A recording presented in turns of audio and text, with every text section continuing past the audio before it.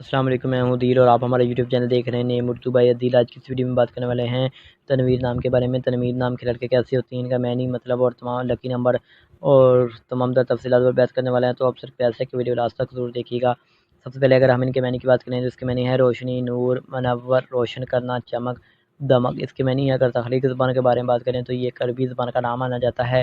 Jeans लड़का है अगर हम इनके मज़ाहिब की बात करें तो ये एक मुस्लिम नाम माना जाता है। अगर हम इनके लकी नंबर की बात करें तो इसका लकी नंबर 9 है। सही लकी नंबर के लिए कमेंट बॉक्स में डेट ऑफ बर्थ ज़रूर बताएं। अगर हम इनके हामी नंबर की बात करें तो 1, 2, 3, 6 शामिल होता है। अगर हम इस्लाम के बेहतरीन वक्त के बारे में बात करें तो 7 PM से लेकर 9 PM तक इनका बेहतरीन वक्त माना जाता है। अगर हाँ इनके इस नाम के मौफिक दिन की बात करें तो बहुत जुम्मा और हफ्ता शामिल होता है।